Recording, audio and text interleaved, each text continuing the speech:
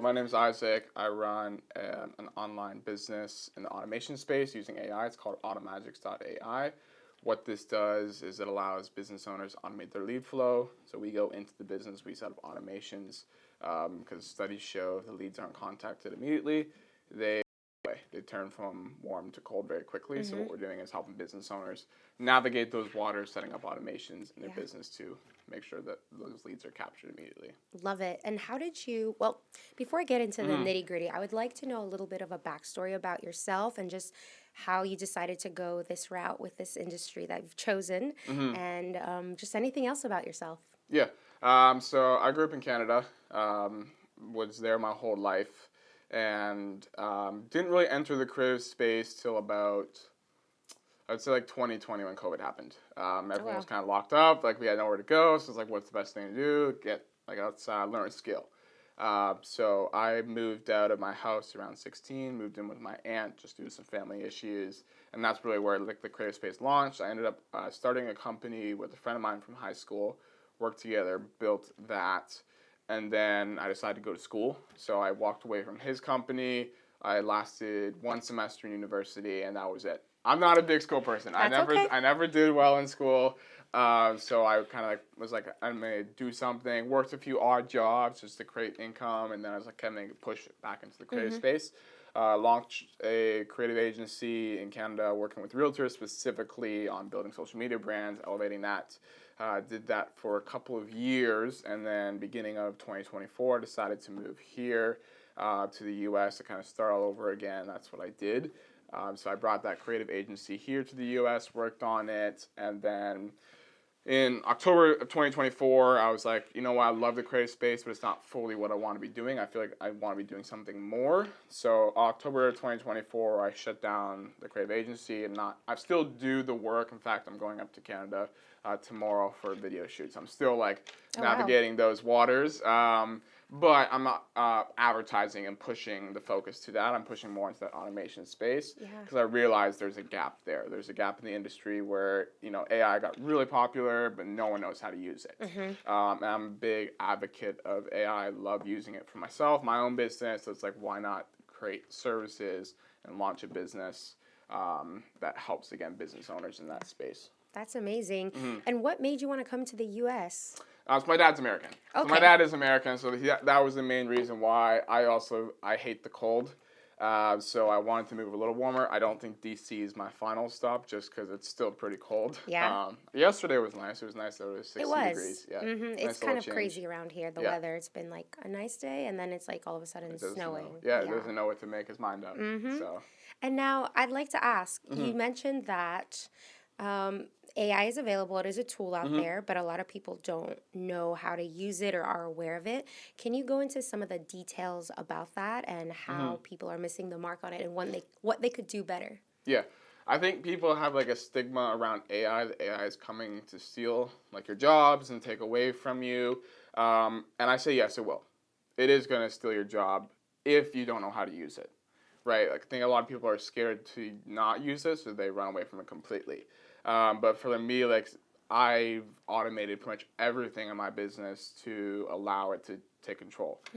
Yes, there is still the human touch where I need to do some stuff because, of course, it's not perfect yet. It still needs to be trained. You have to train yourself, but I've trained like my own version of it to cater to my needs and my tasks. Like, I send automated messages every morning to myself of like what I need to do during the day. I send over like motivational quotes, like as a little like side piece that I wanted to have. So like it's just inspiration in the morning. Like there's so many like cool things you can do, even if you don't run a business, even if you're just like an employee at a job. And I think if you learn to master it, your employer, or if you do run a business, they'll thank you. Yeah. Because it is such a powerful tool. But I think, like I said, a lot of people, I think, take it for granted where they're afraid it's going to come for them. But I truly believe that if business owners see the power of it, they're going to realize that it actually helps the employees and it helps the business rather than being a negative tool for it. Yeah, I love it. And what fueled you to become an entrepreneur? Like, what is that drive that you have where you said, I don't want to work a 9 to 5. I want to be my own boss? I think it started like back in 2019, just before COVID. I really was in a bad mental space where I like suffered with depression, suffered with suicide, and I tried to take my life a couple times, and it really pushed me into a dark space.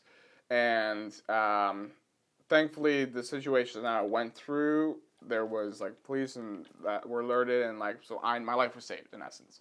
And I know that I didn't go through all of that for nothing, and there's a reason I'm still here.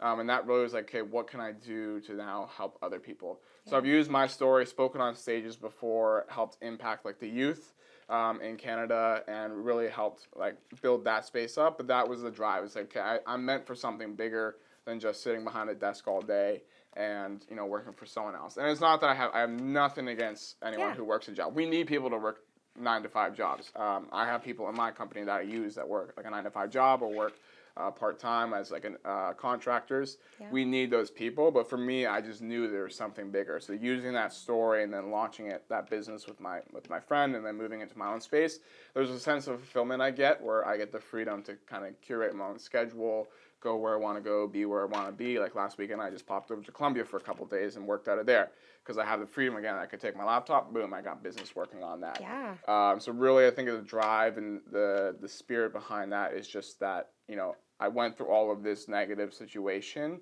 but I've spun it somehow positive, and I know that this is where the fulfillment and joy I get out of it through that. Okay. No, yeah. And you talked about going through some hard times. Could you, if you would like to share, could you tell us a little bit about what happened October 2024? Yeah, so October 2024, it really was like more of a low point, and that's when I did launch the second company, because again, that fulfillment of doing the creative space wasn't fully there. Like I felt like I was just showing up mundane, and it just became like almost like a chore rather than like, okay, this is what I want to do for the rest of my life. And I just kind of felt like I was hitting a wall mentally. Like I wasn't producing any more content. I couldn't sit in front of a camera. I was just like drained. Like I guess like I had a bit of a creative block, as they call it. I just didn't want to do anything. ChatGPT was not helping me create any more content. So like that space, I was there. I was like, okay, there's got to be something more. Yeah. And again, like thankfully, I do have a mentor in the creative space who sat with me before I launched my company in Canada. I still have in contact with him. He actually sits on the board as the CMO of this company. Okay. So I use him a lot in the new company that I launched. But yeah, we both sat down. It's like, okay, there's got to be something that's going to take me out of this space that I am in, where it's like, okay, I'm constricted. I feel like I'm not where I want to be. Just mentally wasn't there. Maybe it was the winter was coming. I knew it was going to be cold. But I knew there needed to be a change done. So again, in October 2024, we sat down at the drawing board and okay, what can we do to really maximize and utilize AI and help, again, business owners. So October 2012 was the launch of that company because of the constrictive space that I felt I was in. I knew I needed to create something new in order to really help advance businesses. And you had mentioned that you have people that work for your company. I'd like to know how many people you have working for you. So I don't have any full-time people. I work with a lot of contractors. Okay. So I have editors that I use as a contractor base. I do have videographers. A lot of those videographers are in Canada because I still hold clients in there. That's cool. So I have 3 people that I use on a regular basis in Canada to maintain the clientele there. And then I have one head editor that has editors under him. So I communicate with the one guy, and then he communicates with his team. So if you really wanted to add them all up, it probably would be like maybe 6, as I believe, is on his team, including himself. So, but I really don't classify that as my people because I'm only paying one person. I pay the head guy, and it goes out to everyone everybody else. starts somewhere. Yeah. I use a lot of contractors. Again, it gives them the flexibility to kind of determine their workload, and as well as the workload for me as, business fluctuates. Some months are going to be high, some months are going to be lower. That's right. Then that's more the creative side. On the AI side of things, it's just me, the CMO, and then one other person who's working more on the back end as a VA. Because again, it's a lot of automations. So once those automations are built, it's just a matter of checking in on them, making sure they're running smoothly, and maximizing lead flow. Awesome. So we have a lot of entrepreneurs, business owners who listen in on this. What are the type of services that they could hit you up for? So as I mentioned earlier, the big gap that I saw in the industry was lead flow, right? People get leads all the time, but it's like, okay, how are we going to maximize the reach to them? Again, like studies show that if you're not contacting within a minute or two, they immediately go from warm to cold. So what we do is we go into your business. We set you up with the content to start producing. So what we do is we send you over all the scripts. We do use ChatGPT tailored towards you, so we actually get you on a call. We do like language modeling with you. We still script them all, but we make sure that they're tailored to you because every person's gonna be different. Every business is different. Every service is different.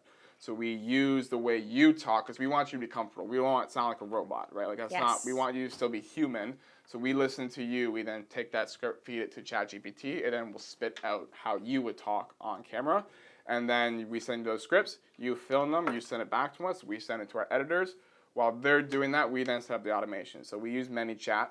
We go into the business, set up the automation, so automatically, once a new lead comes in, they're immediately getting messaged somehow. Nice.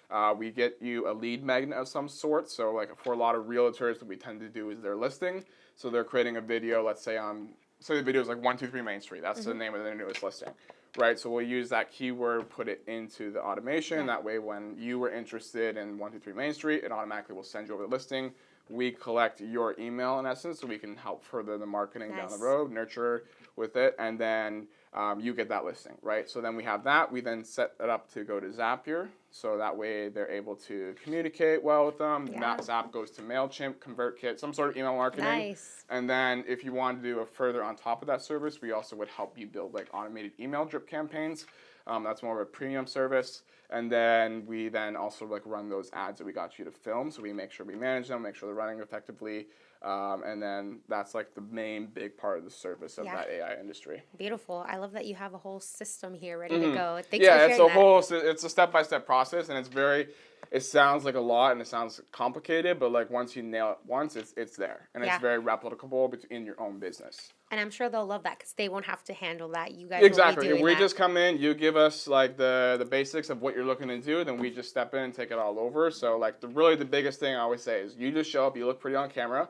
You don't even have to come to like a studio or anything. You can do it directly in your home if you have already like the lighting and the basic equipment. Yeah. Because now with technology, the iPhone 14s and above, they shoot in 4K ProLog. Yes, they do. Right. So that's better than some cameras on Amazon. Right. So you don't need. I always say like people get like this entry fear of I need like $1,000 lighting and big mics and like yes, it's nice and cool, but like at the end of the day, like not every small business owner is going to have that capital. Right, and that's also like another great thing about AI too is like now we don't have to hire someone to constantly watch your Instagram DMs, right? Yeah. So for small business owners, it's a great tool where it's a one-time installment and then it's all set up for you and you can just watch the leads get nurtured and everything and then nurtured leads turn into paying customers. So amazing. Love that. Where do you see yourself for the next 5 years as a person and with your business? As a person, so I made a commitment to myself this year to step outside my comfort zone. I'm more introverted. So the fact that I'm sitting here on camera is like a big step for me. I prefer to be behind the camera. Right? I love filming people, listening to people's stories and pulling that out of it. But to now be in front of the camera, that's something I do want to do more of in 2025. So I made a commitment. I'm really going to start doing YouTube. So I have the Noah in the background just filming me, get the content going on there. Yeah. Really step up my own social media presence because I find like a lot of business owners, they work more on the business side of things and forget their own personal brand. That's right. It's so true. And a lot of people will buy into the personal brand and then buy from the business because if they don't trust you, they're not going to trust your business. Exactly. So I really want to focus more on my personal brand. And then I made a commitment to myself this year that I do want to travel to 5 countries outside of North America to put myself, again, in countries where I don't speak the language, put myself in like uncomfortable situations. So I already knocked one out going to Colombia a couple weeks ago, which is great. Thoroughly enjoy that. So I'd say for myself, like over the next 5 years, I do really want to step outside my comfort zone, put myself in situations where I would feel, I guess, quote unquote, nervous. And again, put myself in situations where it's going to allow me to grow as an individual person. Yeah. As a business, I want to see this AI affect North America.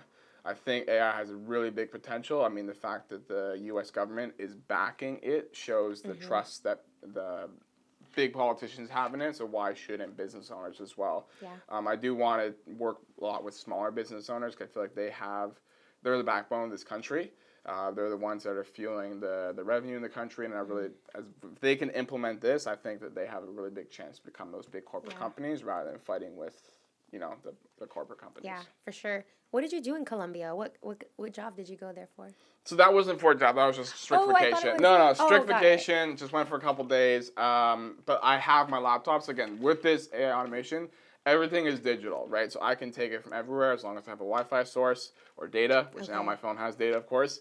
I don't need to be there physically with you. That's another great thing Yeah. too. Is like we're setting this up everything digitally, so you as a business owner can take it everywhere. So that if you were, let's say, you were in Colombia and you needed work, Yeah. you can get it right from your phone because those leads are being nurtured and turned into buying customers. Yeah. Okay. I thought you were gonna say something like we were doing a documentary. So No, I don't know. You no, give me those I vibes. mean, okay, I will Yeah. say I did film a documentary. I filmed it for myself. I filmed Aw. it based on the culture there, what it looks like as a North American. So, yes, there is documentary stuff there, but that wasn't the main purpose. Yeah. That just happened because, again, I'm trying to force myself Cool. to do Why'd you more. pick there?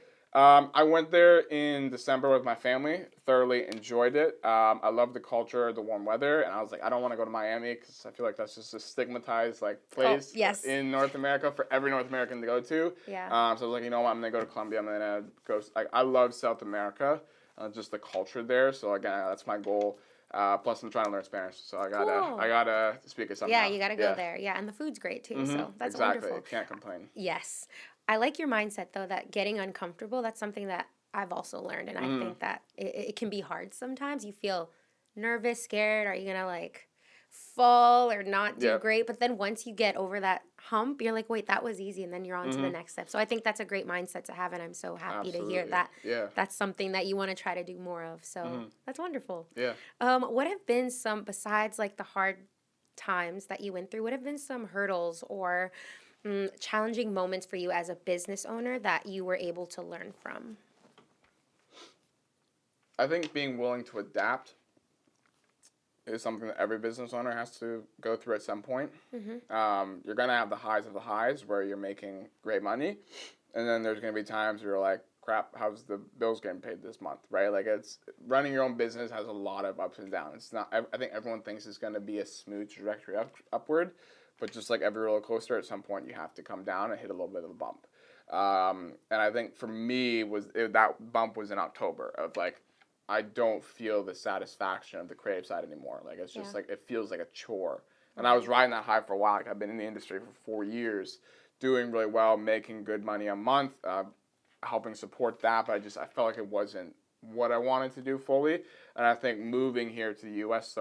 slowly triggered that because, again, like that moving to the U.S. was like a reset moment for me because it was uprooting everything I knew about my life. Like I thought I was going to live in Canada the rest of my life. Like I have friends since childhood that I'm still close friends with, right?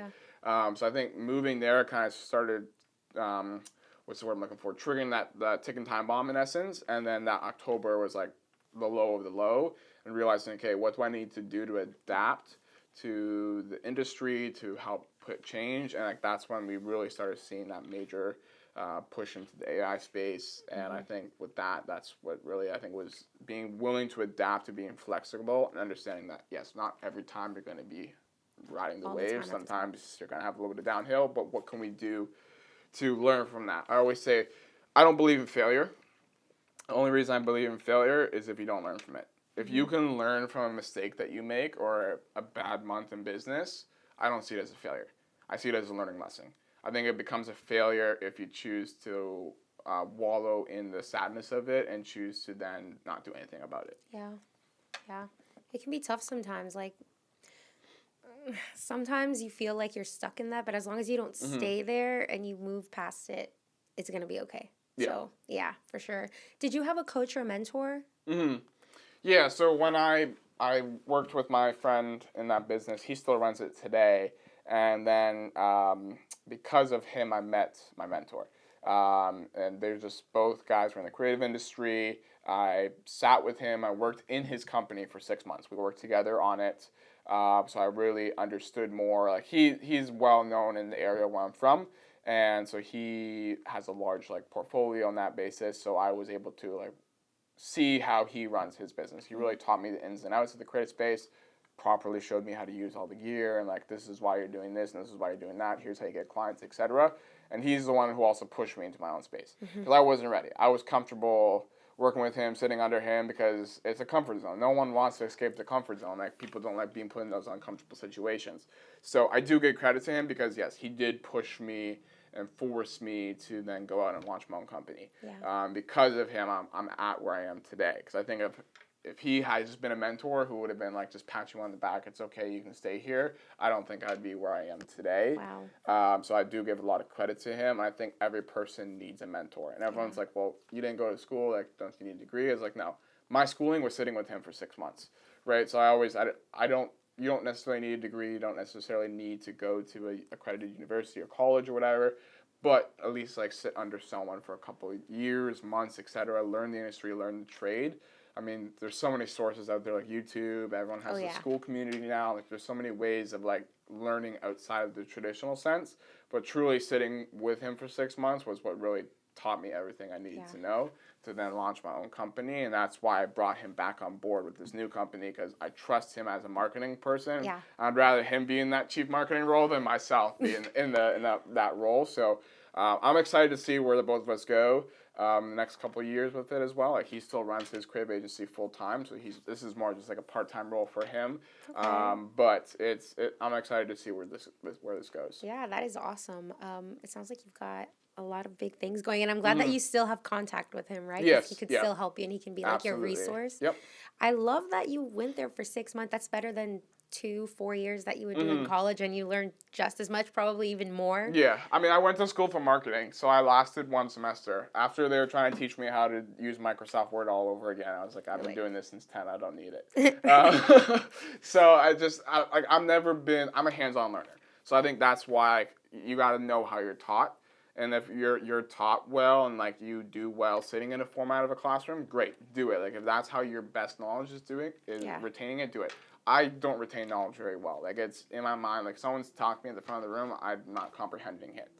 To work hands-on, where I'm holding the gear, on actually on site learning the systems, that's where like I feel like I learn best. So I knew that was my strength. So rather than spending $100,000 on something that's not really going to benefit me when I get 55 on exams at the end of the year, lose my scholarships, then maybe it's best that I go into where I'm actually best taught, which is in that hands-on experience. So that's why I spent 6 months rather than the 4 years. That's awesome. Yep. I love that. I love that for you.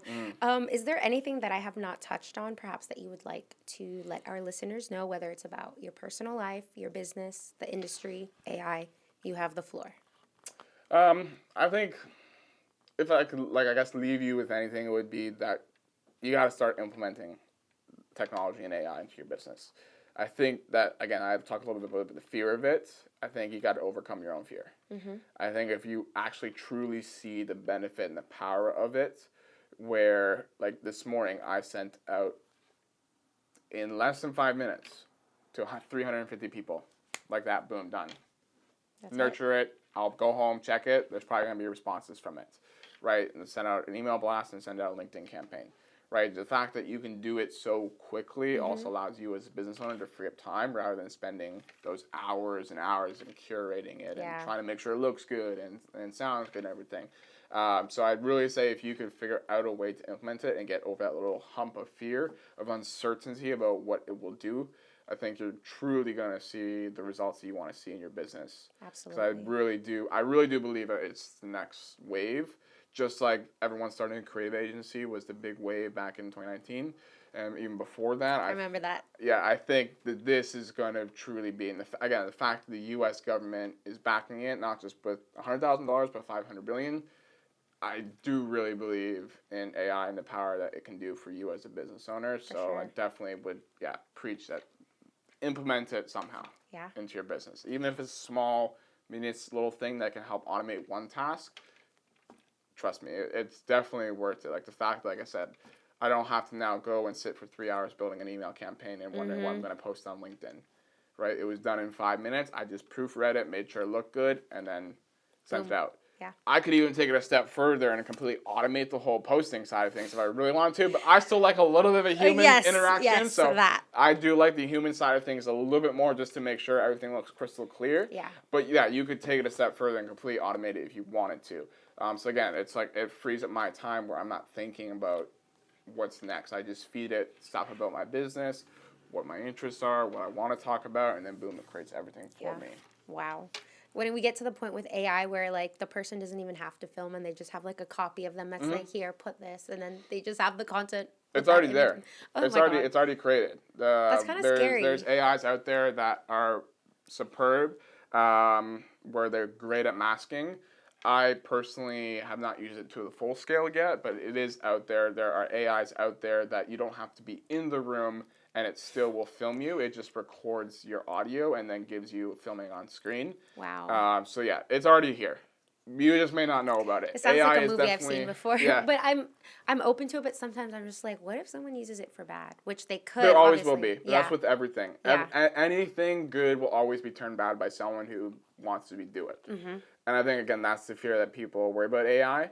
But again, it's going to be the 1% of the world that uses it bad, or you have the 99% of people who are going to use it for the good take that chance. to help scale their businesses. Wonderful. Yeah. Okay, my final question. I could talk to you about this all day. Do you have a quote, a saying, or a mantra that's inspired you, or maybe somebody, excuse me, told you something that resonated with you? Would you like to share that with us? I'm actually going to be getting a tattoo. I don't know when yet, because I haven't found any good tattoo studios yet here in the DC area. But it's a quote, and it says, "By any means necessary." And it's something that I've adapted into my life, where I'm going to find a way to achieve what I want to achieve by any means necessary. Yeah. If I want something bad enough, you're going to go after it. I always tell people, like, it's when they're like, oh, well, I don't know if it's possible if I can achieve this. And I'm like, if you wanted it bad enough, you would find a way to get it achieved. If you truly, truly want it bad enough. If you don't, you're not going to never see it achieved. But if you truly want it bad enough, you will do whatever it takes to make it necessary. So that's a quote that I've lived by. It's ingrained into me, and now it's about to be ingrained on my arm. Soon it will be ingrained on you. But it's by any means necessary. That's what I truly live by. I think if you can adapt that mindset, you truly can also have whatever you want in life. Well, that's a great message to end on. I really appreciate you coming in here, telling us a little bit about yourself and the amazing powers of AI and the tools and all you can use it for. We really appreciate it. Yeah, thank you. You're welcome.